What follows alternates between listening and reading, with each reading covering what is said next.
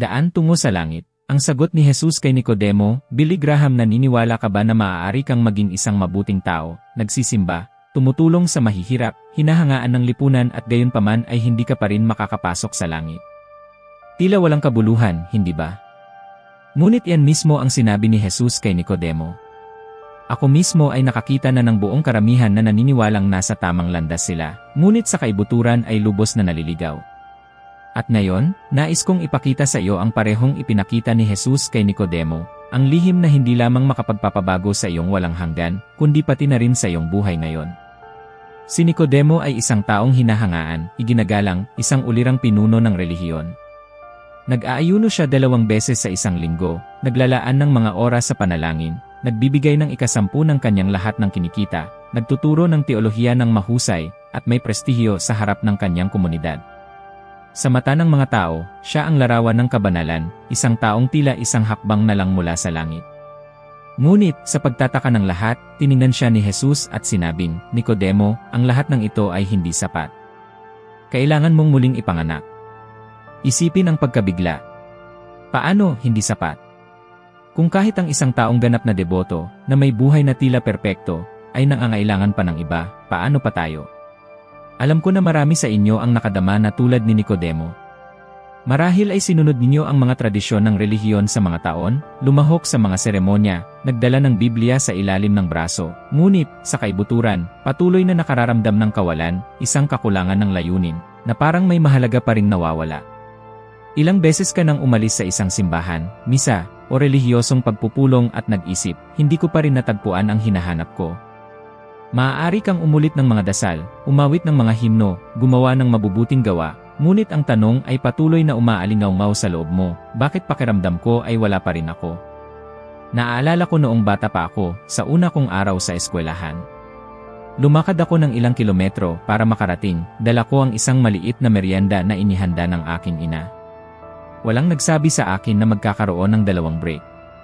Kaya, pagdating ng una, mga 10:00 ng umaga, kinain ko agad ang lahat. Pagdating ng tanghalian, wala nang natira. Ang gutom na naramdaman ko noon ay tumatak sa aking alaala magpakailanman. At ngayon naiintindihan ko na ang araw na iyon ay tulad ng buhay ng marami. Kinakain nila ang lahat ng iniaalok ng relihiyon sa mga unang break ng paglalakbay, ngunit pagdating ng tunay na espiritual na gutom, napagtanto nilang wala silang anumang substantive upang busugin ang kaluluwa. Marahil ay iyan mismo ang iyong sitwasyon. Kinakatawan ni Nicodemo ang libo-libo, marahil ay milyon-milyong tao na nalilito ang pagiging relihiyoso sa tunay na relasyon sa Diyos. Ilang beses mo nang tinanong ang sarili mo kung sapat na ba ang pagpunta sa simbahan tuwing linggo? Ilang beses mo nang naisip na dahil ikaw ay isang mabuting tao, otomatiko na itong nagagarantiya ng isang lugar sa langit? Ilan ang umaasa sa mga tradisyon ng pamilya na sinasabi, ang aking mga magulang ay palaging relihiyoso, sinusunod ko rin ang parehong landas, kaya ligtas ako. Ngunit sa kaibuturan, ang puso ay patuloy na balisa, mabigat, at nangangailangan ng mas malaki pa. At dito hinaharap ni Jesus ang bawat isa sa atin. Hindi niya sinabi kay Nicodemo, magpatuloy ka sa iyong daan, ayos ka lang. Sinabi niya, kailangan mong muling ipanganak. At marahil ay naririnig mo ito ngayon at nakakaramdam ng pagkabalisa, hindi ba sapat ang lahat ng ginawa ko? Ang tanong na ito ay maaaring magdulot pa ng galit o pagtanggi, ngunit maaari rin itong magbukas ng mga pinto sa katotohanan. Sapagkat ang totoo ay ang relihiyon, gaano man ito kadisiplinado, ay hindi kayang baguhin ang puso ng tao.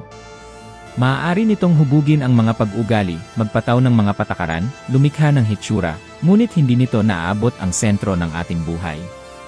Tignan mo, si Nicodemo ay may lahat, posisyon sa lipunan, kayamanan, karunungan, at gayunpaman ay hindi pa rin siya kontento. Hindi ba ito ang nangyayari sa napakaraming tao ngayon? Mga taong tila nakamit ang lahat, katatagan sa pananalapi, maayos na pamilya, pagkilala, at gayunpaman ay nakahiga pa rin sa gabi na nakatingin sa kisame, nagtatanong sa sarili, bakit pakiramdam ko ay wala pa rin ako? Ito ay dahil, tulad ni Nicodemo, ang hinahanap mo ay wala sa mga tradisyon o sa mga panlabas na tagumpay, kundi sa isang panloob na pagbabago. Itatanong ko sa iyo, ilang beses mo nang sinubukang patahimikin ang kawalang ito sa pamamagitan ng mga aktibidad, sa pamamagitan ng trabaho, sa pamamagitan ng kasiyahan, sa pamamagitan ng libangan, ngunit kapag tumahimik ang lahat, Kapag dumating ang gabi at humiga ka, nariyan na naman ang kawalang iyon, halos sumisigaw. Ito ay dahil ang puso ng tao ay ginawa para sa higit pa. Maaari kang dumalo sa lahat ng seremonya, ulitin ang lahat ng ritual, at gayunpaman ay hindi ka pa rin makahanap ng kapayapaan, dahil ang nais ni Jesus ay hindi lamang na kumapit ka sa relihiyon, kundi magkaroon ng isang buhay at personal na karanasan sa Kanya. Ito ang pagkabigla ng mensahe ni Jesus, ang pagiging relihiyoso ay hindi sapat. Kaya nga sinabi niya kay Nicodemo, at sinasabi niya ngayon sa akin at sa iyo, kailangan mong muling ipanganak. At ito ay isang pahayag na lubos na gumagalaw sa ating mga katiyakan, dahil binabagsak nito ang mga katuwiran na nagpapaniwala sa atin na nasa tamang landas na tayo. Ngunit tiyak na ang pagkabiglang ito ang nagbubukas ng mga mata sa katotohanan. Ang lahat ng ating naipon, mga tradisyon, ritual, mabubuting gawa, ay wala nang hihigit pa sa isang merienda na bumubusog sa isang sandali. Ngunit hindi nagtataguyod kapag dumating ang tunay na espiritual na gutom. Alam ko na ang mensaheng ito ay maaaring maging mahirap, ngunit ito rin ay nagpapalaya. Sapagkat sa pagkilala na ang relihiyon ay hindi sapat, ginagawa mo ang unang hakbang upang matuklasan kung ano talaga ang isang bagong buhay, isang espiritual na kapanganakan na hindi nagmumula sa mga pagsisikap ng tao, kundi sa Diyos mismo. At marahil iyan mismo ang dahilan kung bakit mo ito naririnig ngayon, dahil dumating na ang oras upang harapin ang kawalan at maunawaan na hindi ito pupunan ng mga ritual, kundi ng isang pagbabagong nagmumula sa itaas. Dahil dito, tinatanong kita ng isang simpleng tanong, ipagpapatuloy mo ba ang pagtatangkang busugin ang sarili mo sa mga tradisyon lamang, o handa ka bang aminin na kailangan mo ng isang bagay na mas malalim, isang bagay na magpapabago sa puso at sa buong buhay? Sapagkat iyan ang sinabi ni Jesus kay Nicodemo, at iyan ang sinasabi niya sa iyo ngayon. Hindi naintindihan ni Nicodemo, ngunit alam ni Jesus eksakto kung nasaan ang problema, sa puso. Sinabi niya na ang nagpaparumi sa tao ay hindi lamang ang nasa paligid, kundi ang lumalabas sa loob, ang ipinanganak sa kaibuturan. At narito ang malaking katotohanan, kasinungalingan, inggit, kasakiman, karahasan, pagkapuot, rasismo, kawalan ng katarungan, ang lahat ng ito ay nagmumula sa puso ng tao. Napansin mo na ba kung paano, sa maraming pagkakataon, hindi na natin kailangang matutong gawin ang mali? Tila natural itong dumarating. Ang isang maliit na bata ay hindi kailangang turuan ng sinuman na magsinungaling para makatakas sa galit. Ginagawa lang niya. Bakit? Sapagkat sa loob natin ay may pagkiling sa kasalanan, isang sugat na nakabukas mula pa ng ipinanganak. Ilang beses mo na ring sinabi sa sarili mo, sa pagkakataong ito ay magbabago ako, sa pagkakataong ito ay kokontrolin ko ang aking galit, sa pagkakataong ito ay hindi ako mahuhulog sa parehong tukso.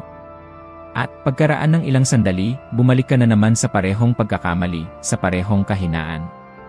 Nangyayari ito dahil ang problema ay hindi lamang pag-ugali, hindi lamang kakulangan ng disiplina, ito ay isang bagay na mas malalim.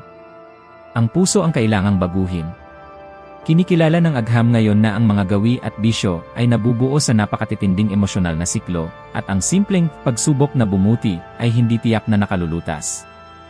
Ipinapakita ng mga pag-aaral na higit sa 70% US dollars text, 70% US dollars ng mga taong nagtatangkang baguhin ang isang nakakapinsalang pamantayan ng buhay ng mag-isa ay bumabalik sa parehong pag-ugali sa loob ng ilang buwan. Ito ay dahil, kung walang panloob na pagbabago, ang anumang panlabas na pagbabago ay nagiging marupok, pansamantala. Naaalala ko ang nakita kong mga makapangyarihang tao, iginagalang, may prestihiyo sa lipunan, ngunit lubos na natalo sa loob. Nakakilala ako ng mga taong tila nakamit ang lahat ng iniaalok ng mundo, kayamanan, katanyagan, pagkilala, ngunit gayunpaman ay nabubuhay pa rin na nakalubog sa kalungkutan at sa mga bisyo na dahan-dahang sumisira sa kanila. Isang kapansin-pansing halimbawa ay si Elvis Presley. Nasa kanya ang lahat ng maaaring hilingin ng sinuman, siya ay tinawag na hari, minahal ng maraming tao, ngunit hindi niya nakayanan ang panloob na kawalan. Sinubukan niya itong punan ng mga gamot at pagmamalabis, at ito ang nagdala sa kanya sa isang buhay na puno ng paghihirap at isang maagang kamatayan. Hindi ba ito nagpapakita na ang problema ay hindi kailanman nasa kapaligiran lamang, kundi sa puso ng tao? At dito ay nais kong makipag-usap direkta sa iyo. Ilang beses ka nang nag-iisa sa gabi, nakahiga, nakatingin sa kisame, at isang tanong ang tumatambol sa iyong isip, bakit, kahit na may lahat ako, patuloy akong hindi nasisiyahan? Marahil ay mayroon ka ng mabuting pamilya, isang matatag na trabaho, mga kaibigang nagrerespeto sa iyo, ngunit nararamdaman mo na may sirang bahagi sa loob mo. Marahil ay sinubukan mo ng punan ang kawalang iyon ng trabaho, ng mga relasyon, ng social media, ng mga paglalakbay, ng anumang bagay na makapag-aabala sa iyo. Ngunit kapag tumahimik ang lahat, kapag ang tanging natitira ay katahimikan, ang puso ay patuloy na balisa. Hindi ko malilimutan ang isang lasing na nakita ko sa London, minsan. Siya ay nasa ilalim ng isang post ng ilaw, hinahanap ang pitaka na nawala niya. May lumapit at nagtanong, "Nawala mo ba rito?" Sumagot siya, "Hindi, nawala ko isang block sa likod." Kung gayon, bakit siya naghahanap doon? Dahil dito may ilaw. Ang tagpong iyon ay malalim na tumatak sa akin, dahil yan eksakto ang ginagawa ng karamihan sa mga tao. Naghahanap tayo ng mga sagot sa labas, sa mga maling lugar, dahil lang sa tila mas madali, mas maliwanag, mas madaling lapitan. Ngunit ang totoo ay ang kawalan ay nananatili sa loob natin, at maaari lamang itong lutasin sa ugat, sa puso. At ang ipinapakita ni Jesus sa atin ay hindi sapat na baguhin lamang ang kapaligiran, baguhin ang routine, baguhin ang panlabas na gawi. Hindi sapat na sumunod lamang sa mga ritual. Kung hindi babaguhin ang puso, maaga o huli, ang parehong kawalan, ang parehong pagkakamali, ang parehong kasalanan ay babalik. Napansin mo na ba ito sa iyong buhay? Na, gaano man karami ang iyong baguhin sa lungsod, trabaho, relasyon, ang parehong problema ay nagpupumilit na bumalik dahil, sa huli, ang mga ito ay nasa loob mo. Ang totoo ay lahat tayo ay ipinanganak na may pagkiling na ito sa kasalanan, at habang lumalaki tayo, gumagawa tayo ng mga pagpipilian na nagpapalalim lamang sa tendensyang ito. Nagsisimula tayo bilang mga makasalanan ayon sa kalikasan, nagiging mga makasalanan ayon sa pagpili at, pagkatapos, mga makasalanan ayon sa gawain. At lalo itong nagiging bahagi natin. Ito ay tulad ng isang sakit na kumakalat sa katawan, tahimik, ngunit nakamamatay. Mas masahol pa sa cancer, mas masahol pa sa leya, sabi ko minsan, dahil hindi lamang ito umaabot sa katawan, kundi sa buong kaluluwa. At marahil ay tinatanong mo ang sarili mo, ngunit may labasan ba rito? Ang labasan ay tiyak na ang pagkilala na ang puso ang problema, at tanging ang Diyos lamang ang makapagbabago nito. Sapagkat kung aasa lamang tayo sa ating sarili, ang siklo ay hindi kailanman masisira. Ngunit kapag ang puso ay nahipon ng Diyos, may nagbabago mula sa loob palabas, at ang dati ay imposible, ang pagtalo sa mga bisyo, ang pagpapatawad sa isang tao, ang pag-abandona sa pagkapuot, ang muling paghahanap ng kagalakan, ay nagsisimulang maging totoo. Ngayon ay itatanong ko sa iyo, nakilala mo na ba na ang problema ay hindi lamang sa mga kalagayan sa paligid mo, kundi sa loob mo? Inamin mo na ba na kailangan mo ng isang pagbabagong walang sinumang tao ang makagagawa? Marahil ito na ang sandali upang itigil ang paghahanap sa ilalim ng maginhawang mga post ng ilaw at magsimulang maghanap kung nasaan talaga ang sagot, sa puso na ibinigay sa Diyos. Sapagkat doon at doon lamang, nagsisimula ang tunay na pagbabago. Nalito si Nicodemo nang marinig niya mula kay Jesus, "Kailangan mong muling ipanganak." Agad siyang nag-isip ng isang bagay na pisikal, materyal, at nagtanong, paano maaaring ipanganak ang isang tao na matanda na? Maaari ba siyang bumalik sa sinapupunan ng kanyang ina at muling ipanganak? Ang tanong na ito ay nagpapakita eksakto kung ano ang iniisip pa rin ng marami ngayon, na ang espiritual na pagbabago ay isang bagay na imposible o napaka-komplikado upang maunawaan. Ngunit nilinaw ni Jesus, ang bagong kapanganakang ito ay hindi pisikal, ito ay espiritual. At hindi ito nagmumula sa pagsisikap ng tao, hindi ito nagmumula sa mga tradisyon ng pamilya o sa mabubuting gawa. Ito ay isang regalo mula sa Diyos. Narito ang isa sa pinakamalaking pagkakamali ng sangkatauhan, ang paniniwala na makakamit natin ang kaligtasan sa pamamagitan ng ating sariling pagsisikap. Ilang beses mo nang narinig ang isang tao na nagsasabing, "Ako ay isang mabuting tao, wala akong ginagawang masama sa sinuman, tumutulong ako sa iba, kaya malinaw na mapupunta ako sa langit." Iyan ang lohika ng milyon-milyong tao, ngunit si Jesus ay kategorikal sa pagsasabi na ito ay hindi sapat. Sapagkat gaano man karaming gawa ang gawin natin, hindi kailanman nila kayang burahin ang ugat ng kasalanan sa ating puso. Sinasabi ng Biblia sa Tito 3:5, hindi dahil sa mga gawa ng katuwiran na ginawa natin, kundi ayon sa kanyang habag, tayo ay iniligtas niya. At narito ang kagandahan, ito ay sa pamamagitan ng biyaya. Ang biyaya ay nangangahulugang pabor na hindi nararapat, nangangahulugang isang bagay na hindi mo mabibili, hindi mo mapagtatrabahuhan upang makamit o mamana mula sa iyong mga magulang. Ito ay isang regalo na iniaalok ng Diyos. Pag-isipan mo, Ilang regalo sa buhay ang natanggap mo ng libre, nang hindi mo kailangang magbayad ng anumang bagay. Marahil sa iyong kaarawan, marahil mula sa isang nagmamahal sa iyo. Ngayon isipin na tumanggap mula sa Diyos ng pinakamalaking regalo sa lahat, ang buhay na walang hanggan, isang bagong buhay dito at ngayon, ang pagkakataon na magsimulang muli, na muling ipanganak. Naaalala ko ang isang tunay na kwento na narinig ko sa Inglaterra. Isang babae ang nagtangkang pumasa sa driver's license na pagsusulit 38 beses at nabigo sa lahat. Marahil ay sinusubukan mo ang parehong bagay sa iyong espiritual na buhay. Sinubukan mo nang magbago ng mag-isa ng 10 beses, sinubukan mong maging isang mas mabuting tao, mas kontrolado, mas dalisay. At gayunpaman ay patuloy kang bumabagsak sa pagsubok ng buhay, nahuhulog sa parehong pagkakamali, nakakulong sa parehong bisyo, dala ang parehong kasalanan.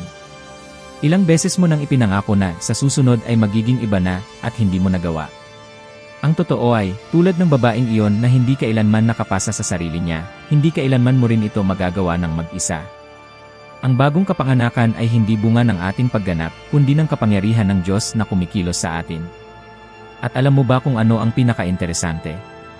Kapag pinag-aralan ng agham ang pagbabago ng gawi, ipinapakita nito na 8 lamang na porsyento, US dollars text, 8% US dollars ng mga tao ang nakapagpapanatili ng mga resolusyon ng bagong taon sa paglipas ng panahon. Ito ay nagpapatunay na ang lakas ng kalooban ng tao ay lubos na limitado. Ngayon, kung maging sa maliliit na bagay, tulad ng pagpayat, paghinto sa paninigarilyo, o pag-ehersisyo, ay napakaraming beses tayong nabibigo, paano natin aasahan na sa pagsisikap lamang ng tao ay mababago natin ang kaluluwa? Kaya nga tinatawag na himala ang bagong kapanganakan, dahil hindi ito nakasalalay sa atin, kundi sa Diyos. Nais kong makipag-usap direkta sa iyo, ilang beses mo nang sinubukang punan ang kawalan ng libangan, ng trabaho, ng social media, ng pera, at napagtanto mo na walang gumana. Ilang beses, kahit na napapalibutan ka ng mga tao, ay nakadama ka pa rin ng kalungkutan. Ito ang senyales na naghahanap ka sa mga maling lugar. Ang kawalan ng puso ng tao ay maaari lamang punan ng Diyos. Ngayon ay gusto kong magmungkahi ng isang bagay sa iyo, subukan mo sa isang linggo na itigil ang paghahanap ng kapunuan sa mabilis na pagpapalipas ng oras at, sa halip, maglaan lamang ng 10 minuto ng iyong araw upang kausapin ang Diyos. Hindi kailangan ng mga handang salita, hindi kailangang ulitin ang mga formula. Sabihin mo lang, Panginoon, ipakita mo sa akin kung ano ang ibig sabihin ng muling ipanganak. Gusto kong maintindihan. Gawin mo ito araw-araw sa loob ng 7 araw. Sa palagay mo, ano ang maaaring mangyari kung, talaga, ay bubuksan mo ang puso mo sa simpleng panalangin ito? Marami na ang gumawa nito noon. At ang pagbabago ay napakalaki na binago nito, hindi lamang ang kanilang espiritual na buhay, kundi pati na rin ang kanilang paraan ng pagharap sa pamilya, sa trabaho, sa mga takot, at sa mga pagkawala. Sapagkat kapag ikaw ay muling ipinanganak, isang bagong pananaw ang lumalabas. Parang ang mga mata ay binuksan upang makita ang buhay na may ibang kahulugan. Si Nicodemo, ang dakilang guro ng batas, ay kinailangang marinig mula kay Jesus na ang relihiyon ay hindi sapat at ang mga gawa ay hindi sapat. At marahil ikaw, ngayon, ay kailangang makarinig ng parehong bagay.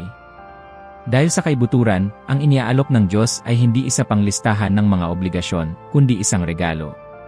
At ang regalong ito ay nasa harapan mo ngayon. Kailangan mo lang iabot ang kamay ng pananampalataya at tanggapin ito. Kaya itatanong ko sa iyo, natanggap mo na ba ang regalong ito? O sinusubukan mo pa ring pumasa ng mag-isa sa pagsubok ng buhay, nahuhulog at bumabagsak ulit at ulit? Sapagkat kung magpapasya ka ngayon na tanggapin ang kaloob na ito mula sa Diyos, ang iyong kasaysayan ay maaaring magsimulang muli ngayon na. Kapag ang isang tao ay tumanggap kay Kristo, may pambihirang nangyayari, ang banal na espiritu ay nagsisimulang manahan sa loob ng taong iyon. At hindi lamang ito isang malayong konsepto o relihiyoso, ito ay isang buhay na katotohanan. Sinasabi ng Biblia, hindi ba ninyo alam na ang inyong katawan ay templo ng banal na espiritu, at na ang espiritu ng Diyos ay nananahan sa inyo? Nangangahulugan ito na mula sa sandaling buksan mo ang iyong puso kay Jesus, hindi ka na nag-iisa. Mayroong isang patuloy na presensya, isang supernatural na kapangyarihan na nagsisimulang gumabay, magpalakas, at magbago sa iyong buhay. Maaari kong sabihin, sa aking sariling karanasan, na kung wala ang banal na espiritu, ay hindi ko makakayang mamuhay sa buhay Kristiyano. Sa maraming sandali, naramdaman ko ang bigat ng kahinaan ng tao, ang presyon ng mga kritisismo, ang pagkapagod ng mga labanan. Nagkaroon ng panahon na ako ay matinding inatake, inakusahan na lipas na nagpapahayag ng isang mensahe na hindi na umaangkop sa modernong mundo. Sa pagkatao, sumuko sana ako. Ngunit sa puntong iyon ko napagtanto ang isang bagay na kahanga-hanga. Sa loob ko ay may isang lakas na hindi nagmumula sa aking sarili. Iyon ay ang banal na espiritu na nagtataguyod, nagbibigay ng lakas ng loob, naglalagay ng mga salita sa aking bibig kapag hindi ko alam kung ano ang sasabihin.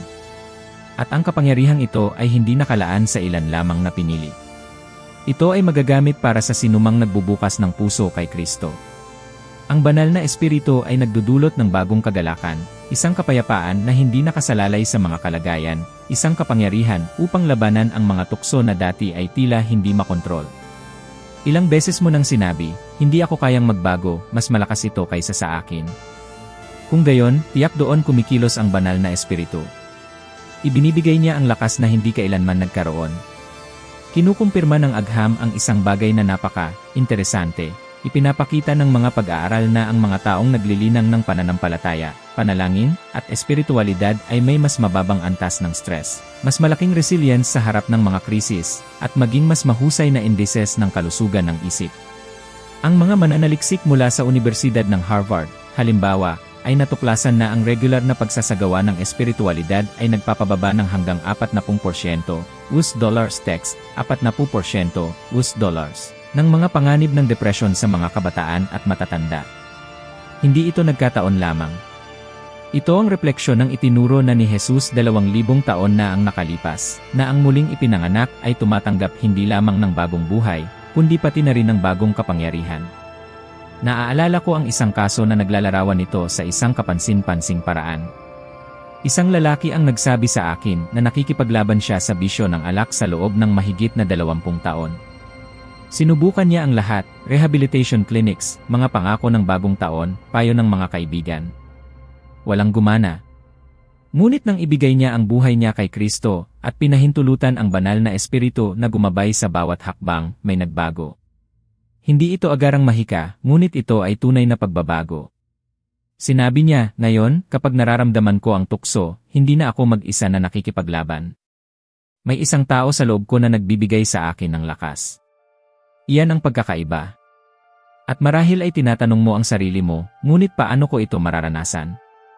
Ang sagot ay simple, sa pagsuko ng kontrol ng iyong buhay sa banal na espiritu. Hayaan mong maging matapat ako, si Billy Graham, ay nabibigo araw-araw kapag sinubukan kong mamuhay sa buhay Kristiyano sa sarili kong lakas. Ngunit kapag ibinibigay ko ang timon sa banal na espiritu, natutuklasan ko na hindi ko kailangang pasanin ng mag-isa. At eksakto iyan ang maaari mong maranasan ngayon. Ngayon ay gusto kong magtanong ng direktang tanong sa iyo, gaano katagal mo pa balak makipaglaban ng mag-isa? Gaano katagal mo pang susubukan na talunin ang iyong mga labanan sa lakas ng braso, alam na palagi kang bumabalik sa parehong lugar? Ang kapangyarihan na kailangan mo ay hindi nagmumula sa mga self-help na libro, hindi nagmumula sa mga pilosopiya ng tao, hindi nagmumula sa paulit-ulit na pagsisikap. Ito ay nagmumula sa Diyos sa pamamagitan ng banal na espiritu na nananahan sa iyo.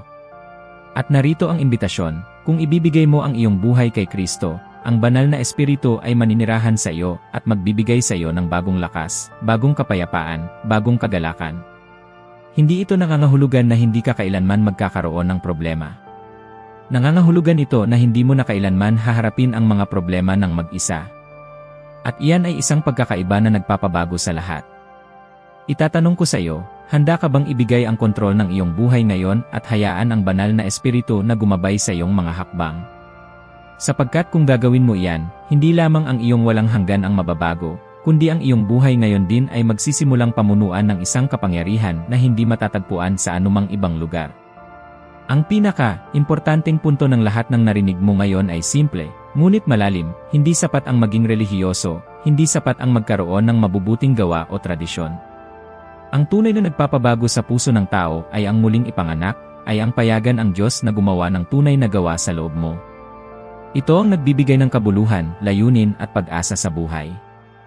At kung ang mensaheng ito ay nakipag-usat sa iyo, gusto kitang imbitahan na ipagpatuloy ang paglalakbay na ito. Dito sa screen ay lumalabas na ang susunod na video, kung saan aakyat ka ng isang baitang pa sa paglalakbay na ito ng karunungan. Iyan ang susunod na hakbang upang maging 1%, US dollars text, 1%, US dollars, na mas mahusay kaysa sa iyo ngayon, at ang maliit na pagbabagong ito, araw-araw, ay maaaring magpabago sa buong buhay mo. Maraming salamat sa iyong pagiging kasama ko ngayon, at inaasahan kita sa susunod na video.